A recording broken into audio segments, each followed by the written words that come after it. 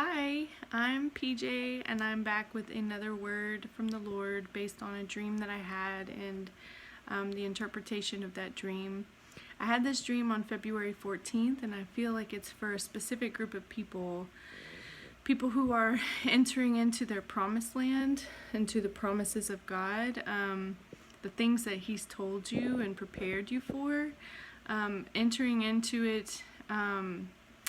Your ministry, business, spiritual elevation, like whatever it is that God has for you, and you will know what it is. He wants to prepare you for it in another way. You're pretty much here, but based on the dream, there's something that God is asking you to take a second look at. So on February 14th of this year, I had this dream. And I was moving into a new house, me and my husband. And the front yard had a ton of bullfrogs, like huge frogs, and they were really gross. And our friend, Joseph, was helping us to move the frogs out. Basically, we had to clear it out in order to live there. And as I was in the process of doing that, I looked at our friend Joseph and I said, I was like, that frog's legs are really fat. We could probably eat them, like cook frog legs. And that was the end of the dream. It's really gross, but that's kind of how they go sometimes. You do and say weird things, but they have meaning, So, what I feel like the Lord is saying from this dream, and this is very much for me as well. So you're basically there. You're on the property of your promised land, but these frogs need to be cleared out. And what frogs are, and they represent in the Bible, are unclean spirits. They are spirits that ride the waves of our words. They come when we say certain things, when we partner with the enemy's plans, basically. And I'll go to Revelation 16:13.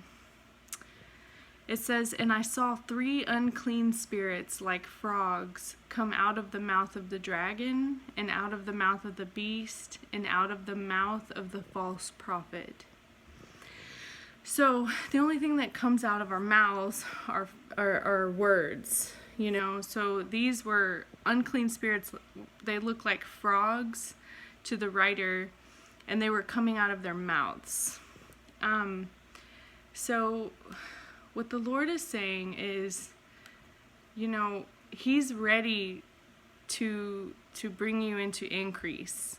Because Joseph, who was helping us clear out the frogs, his name means to add or increase. So basically, like, we're partnering with the increase. And the only way to do that is to clear out the frogs. And this happens, you say certain things when you're wounded. When we're wounded, we'll be envious of somebody else, we'll be offended. And truthfully, sometimes we have the right to be offended, but not to God, because the offense is only going to hinder you and the other person. It hurts everybody. So that's not God's plan. God's plan is for you to have life and to speak life. Proverbs 18:21 says, "The power of life and death are in the tongue, and those who love it will eat its fruit." Now, we only have 2 options, life or death. And that's great because God makes it very simple for us.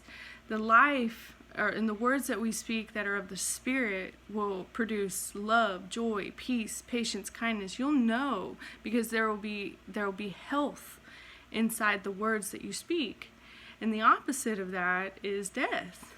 So it's very easy, honestly, to discern what's right and what's wrong. And sometimes we just need to be we need to recognize that we're in this place thinking about other people in this way. And it says, and those who love it will eat its fruit.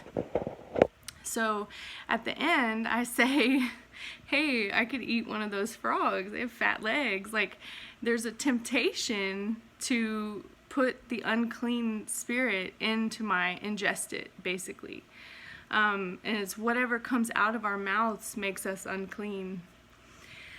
So recently, in the last few months, the Lord's been dealing with me about offenses that I have towards people. And there are people I feel like have wronged me, or you know what I mean, or were mean, or, competitive or jealous, and trying to stop me in their own right, which truly that's somebody who's operating out of a wounded heart. And so the Lord's been dealing with me about it. And I've watched things recently, and it just felt like it was getting bigger, and I was like, okay, I need to do something about this. Because I can't live with an offended heart. Like, I won't be able to move forward. I knew that God was saying, like, you can't go any farther if you don't deal with this. So I started praying for those people. And I prayed for them, even if it didn't feel very easy at first, because you have a sting attached to some actions that people do. But you have to go higher. You have to go above it. And so even though I didn't feel like it, I blessed them. You bless your enemies. You bless and not curse. And I would pray for them like I would pray for myself. So I went and I would bless their ministry, their family, their minds, their emotions. Like, I prayed wholeheartedly for these people. And slowly but surely, not even slowly, like, this was like within a couple weeks, like the sting that, if I'd see a person on social media or something, that sting was gone. And I started to see them the way God sees them, and I started to love them and root for them. Even if it's not reciprocated, it doesn't matter. God's worried about us, like, individually. It's a one-on-one relationship. If you're upset with somebody, he's not going to deal with that person. He's going to deal with you. And so what I feel like is really important, and I feel like crying, like, it's a lot of us are hindered. We can't move into our promised land until we deal with this issue. We can't go any further. And it's not to be like, say we're jealous or envious or something, and we're have something, you're wounded, and God understands that, and it's okay. But we can no longer operate under that. Basically, we're in covenant with the enemy when we speak against our brothers like that. And I'm not necessarily talking about the world. I'm talking about people in the church, and in Elijah, in 1 Kings 19, when Jezebel spoke the words, I will kill you, basically, and go read it, 1 Kings 19 for more reference, he took off running for his life. So her word carried something so powerful, not so powerful, but it affected him. Whatever it was had a spirit attached, and it affected him to where he went running and hiding, and he wanted to quit. He wanted to die. So that's how you'll know too that you're under that sort of influence of an unclean spirit, is because it's coming after your purpose. And inevitably, after that, he forfeited his call. And God told him to go anoint Elisha. And basically, he lost his job. And I feel like that's what God's trying to say. Is like, don't miss out on this issue. Check our hearts.